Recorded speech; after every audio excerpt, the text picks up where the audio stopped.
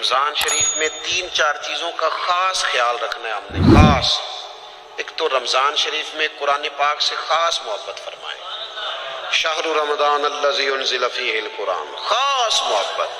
الحمدللہ ہمارے ہاں قرآن کے عالم بھی موجود ہیں، حافظ بھی موجود ہیں، بلکہ مسجدیں کم ہوتی ہیں، حافظ زیادہ ہوتے ہیں۔ یہ دیکھ لیں، یہ مدارس کی خدمات ہیں اللہ کے فضل سے، قراء بھی ہیں، سب کچھ ہے۔ اب ضرورت ہے قرآن پاک سے محبت کرنے والوں کی۔ ہر نقیب، ہر خطیب یہ کہہ رہا ہے کہ سارا قرآن حضور کی تعریف ہے، کہتے ہیں نا جی، تو چاہیے نا کبھی کبھی رکا ہے محفل سے کہ جناب ہمارا دل کر رہا ہے ہمیں سورہ رحمان سنائی جائے۔ کبھی کبھی یہ رکے آتے ہیں نا، فرمائشی رکے، یہ نعت پڑھے، یہ تو جب سب کہہ رہے ہیں یہ حضور کی نعت ہے سارا قرآن، تو کو رکا آنا چاہیے نا، آج سورہ حامیم سجدہ کی تلاوت سنائی جائے، آنے چاہیے نا یہ والے رکے بھی، صحیح کہہ رہا ہوں نا؟ تو خوب ارادہ کریں کہ قرآن مجید سننا ہے۔ ہم کھڑے رہتے ہیں، پاسپورٹ کے دفتر بھی 1.5 گھنٹہ لوگ کھڑے ہیں، شناختی کارڈ کے دفتر میں بھی کھڑے، امیگریشن کی لائنوں میں بھی کھڑے۔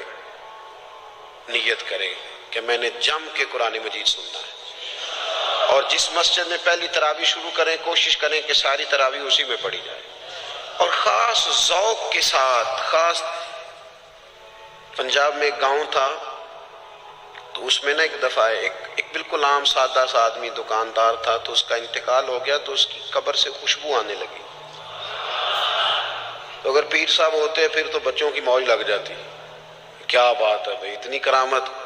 عام سادہ آدمی تھا، قبر سے خوشبو آنے لگی، لوگ پہنچ گئے، معلومات کی، گھر تک گئے، کہا کوئی مطلب ٹھیک ہے داڑھی شریف تھی، نمازی تھا، لیکن کوئی ایسی خاص چیز ہم نے نہیں دیکھی۔ تو اس کے گھر والے بتانے لگے کہ نا قرآن مجید نہیں پڑھا ہوا تھا، بوڑھا آدمی تھا لیکن قرآن مجید سے عشق کرتا تھا، کئی گھنٹے قرآن مجید کو وضو کر کے اپنے پاس رکھتا اور پھر انگلیاں چلاتا اور کہتا میرے مالک نے میرے لیے جو بھی فرمایا ہے حق اور سچ ہی فرمایا۔ اسے چومتا، پیار کرتا۔ اللہ نے یہ اعزاز دیا کہ اگر انتقال ہوا تو قبر کی مٹی سے بھی خوشبو آنی شروع ہو۔ خدا را قرآن پاک سے پیار کریں، خوب ذوق بنائیں کہ ہم نے قرآن مجید کو سننا ہے۔ دوسری میری گزارش یہ ہے آپ حضرات سے کہ سحری میں اٹھنا تو ہے ہی، سودا لینے کے لیے بھی جانا ہے، ہمارے ہاں دہی دودھ کے لیے بھی لوگ صبح صبح جاتے ہیں، تو ایسا نہ کریں کہ تھوڑا 10 منٹ اور جلدی اٹھ جائیں اور پورا رمضان تہجد کی نماز پڑھیں۔ بڑی پسند ہے نبی کریم کو تہجد کی نماز۔ صبح اگر 2 رکعتیں نصیب ہو جائیں تو نبی کریم علیہ السلام نے فرمایا جب جوان آدمی تہجد کے لیے کھڑا ہوتا ہے تو اللہ فرشتوں کے سامنے فخر فرماتا ہے۔ یہ ضرور عادت بنائیں، صبح جن لوگوں کو چند نفل نصیب ہو جائیں اور پھر وہ دعا مانگیں، ایک تو رمضان پھر تہجد کا ٹائم، اس ذوق کو۔ اور تیسری گزارش میری یہ ہے، غریب آدمی جو ہوتا ہے وہ سمجھدار نہیں ہوتا، چونکہ عقل مند ہونے کے لیے تو پیسے ہونا بھی تو ضروری ہے نا۔ میں نے دیکھا ہے کہ بالکل ان پڑھ آدمی ہو لیکن سیٹھ ہو نا، تو بڑے بڑے سیانے لوگوں کو نصیحتیں کر رہا ہوتا ہے اور اس کی سنی بھی جا رہی ہوتی۔ میری غربت نے کیا مجھ کو زمانے میں بدنام، تیری دولت نے تیرے عیب چھپا رکھے۔ یہ نا غریب آدمی، اگر سیانے ہوتے تو وہ بھی مالدار نہ ہوتے، یہ نہیں سمجھدار ہوتے، یہ بیچارے کمزور ہی اس لیے رہ جاتے ہیں کہ ان کو چالاکیاں، تیزیاں الا ماشاءاللہ نہیں آتی۔ تو کئی دفعہ غریب تکلیف بھی دیتا ہے، جب آپ کچھ بانٹنے لگتے ہیں، جب کچھ آپ دینے لگتے ہیں تو کچھ چیزیں محسوس بھی ہوتی ہیں۔ بندہ دیکھ کر خیرات نہ کریں، اللہ کی رضا دیکھ کر کریں۔ ہمیں صحیح حدیث میں اس شخص کا تذکرہ بھی ملتا ہے جس نے آ کے نا محبوب کی چادر کو کھینچا تھا، یہ بخاری میں، اور گردن مبارک پہ نشان پڑ گیا تھا۔ اس نے کہا میں کچھ لینے آیا ہوں، چادر کو کھینچا، تکلیف ہوئی بظاہر، لیکن محبوب نے پھر بھی جب عطا کیا تو مسکرا کے ہی عطا کیا۔ غریب آدمی تکلیف میں ہے، مہنگائی نے آزمائش پیدا کر دی ہے۔ تھوڑے سے امیر لوگ اگر اپنے اخراجات میں کمی لائیں، یا اگر جو عید پر 6 جوڑے بنواتا ہے وہ 2-4 سے گزارا کر لے، تھوڑا سا اپنے اخراجات کو کم کر کے صرف اپنے رشتہ داروں میں، اپنے دائیں بائیں تھوڑی سی توجہ کریں۔ اور ایک بات کا ضرور خیال فرمائیں، پردہ پوشی بہت بڑا حسن ہے، بہت بڑی خوبصورتی ہے۔ اگر یہ صدقات اور خیرات اور رمضان میں جو مساوات کا مہینہ ہے، اس میں اگر تھوڑی سی نا پردے کے ساتھ، امام ابو نعیم نے لکھا ہے کہ 100 گھر تھا مدینہ شریف میں، 100، تھوڑی سی آبادی ہوتی تھی، 100 گھر کتنا زیادہ ہوگا، 3 وقت کھانا بھی پہنچتا تھا، کپڑے بھی پہنچتے تھے، بیمار کی دوا کے پیسے بھی پہنچتے تھے، کون دے جاتا ہے پتہ کوئی نہیں تھا۔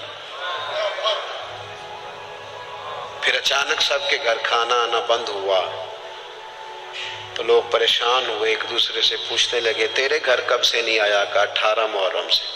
تیرے گھر کب سے نہیں آیا؟ اسی شام سے۔ تیرے گھر 18 سے۔ اب جب سب متفق ہوئے تو پتہ چلا کہ 18 محرم کو امام زین العابدین کا انتقال ہوا۔ 100 گھروں میں کھانا جاتا تھا پر پتہ نہیں تھا دے کون جاتا ہے، کچھ تھوڑا سا نا۔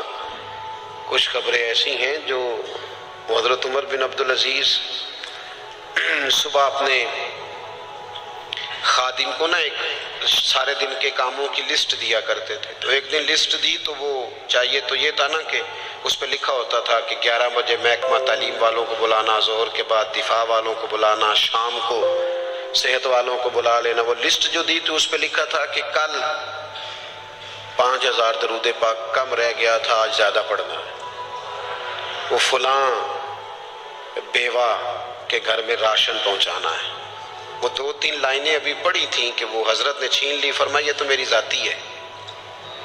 تو مشیر کہنے لگا حضور یہ کب کرتے ہیں، کبھی بتایا نہیں۔ تو آپ فرمانے لگے کچھ پیسے چھپا کے رکھے ہوتے ہیں لوگوں نے کہ مشکل پڑ گئی تو کام آئیں گے، میں نے بھی کچھ نیکیاں سب سے چھپائی ہیں، قیامت میں مشکل پڑ گئی تو اللہ کے کرم سے میرے کام آ جائیں گے۔ یہ کچھ میں نے سائیڈ پہ کر دی ہیں جو میں نے کسی کو بتائی، تو رمضان شریف میں ایسی نیکیوں کا موقع ملے گا۔ کچھ چھپا لیں، قیمتی چیزیں سب کو نہیں بتائی جاتی، چھپائی جاتی ہیں۔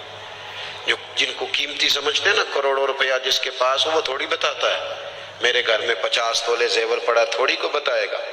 تو قیمتی چیزیں بتائی نہیں جاتی، چھپائی جاتی ہیں۔ اپنی نیکیوں کو قیمتی بنائیں، ان کو چھپائیں۔ اللہ کے حضور دعا کرتا ہوں، یہ حضرت نے بھی اس پر بات کی تھی اور مجھے بھی ارشاد فرمایا، یہ جو آپس کی رنجشیں ہیں نا، جب مقاصد بڑے ہوتے ہیں پھر رنجشیں نہیں ہوتی۔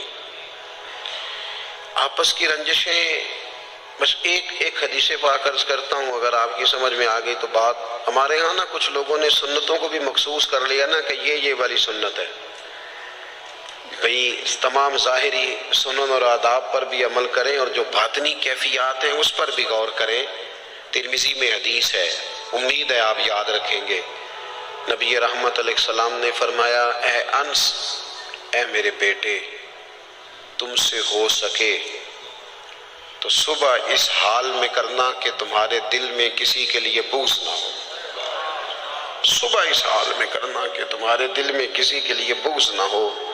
اور محبوب فرمانے لگے، یہ میری سنت ہے، یہ میری سنت ہے، یہ میرا طریقہ ہے دل کو۔ اور ایک حدیث پاک میں حضور نے خود فرمایا تھا، کوئی کسی کے بارے میں مجھے بات نہ پہنچائے، میں اپنا دل تمہارے بارے میں صاف رکھنا چاہتا ہوں۔ اپنے دل سے نہ ان چیزوں کو نکال پھینک کے، اور اگر آج یہ چھوڑ جائیں گے نا مسجد کے باہر تو پھر تو رمضان میں ہلکے پھلکے ہو جائیں گے انشاءاللہ تعالی۔ آنے والا وقت بہتر گزرے گا۔ اللہ تعالیٰ توفیق عمل عطا فرمائے۔ وما علینا الا البلاغ۔ اللہم صلی علی سیدنا مولانا محمد معدن الجود والکرم وآلہ وصحبہ وبارک وسلم۔ مالک کریم ہماری اس محفل مبارکہ کو قبولیت کا درجہ عطا فرما۔ اتنے سارے احباب شریک ہوئے، علماء، مشائخ، کارکن، اللہ تعالیٰ سب کی حاضری کو اپنی بارگاہ میں قبول فرما۔ ہمارے گناہوں کو معاف فرما، ہماری غلطیوں سے درگزر فرما، علم نافع، عمل صالح کی توفیق عطا فرما۔ مالک کریم سجدوں کا ذوق، عبادتوں کا شوق، تلاوتوں کی لذت عطا فرما۔ اے اللہ، خیر کرنے اور خیر پھیلانے کا ذریعہ بننے کی توفیق عطا فرما۔ ہم سب کو شر سے محفوظ فرما۔ اے اللہ، دلوں کے قبلے، سوچوں کے زاویے درست فرما۔ دروازہ رسول صلی اللہ تعالی علیہ وسلم کی غلامی اور گدائی عطا فرما۔ بیماروں کو شفا عطا فرما، مقروضوں کو قرض کے بوجھ سے رہائی نصیب فرما۔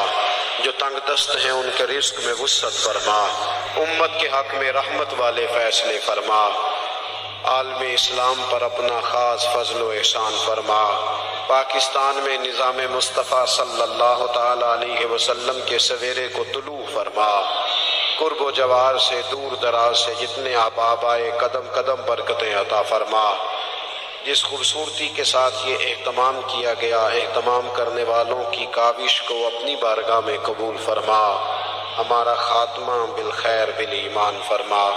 دنیا علامہ اسرار صاحب علیل ہیں، مالک کریم شفا عطا فرما، تمام بیماروں کو شفا عطا فرما، دنیا اور آخرت میں ہماری پردہ پوشی فرما۔ اللہم انا نسألک العفو والعافیۃ فی الدین والدنیا والآخرہ، رب اغفر وارحم۔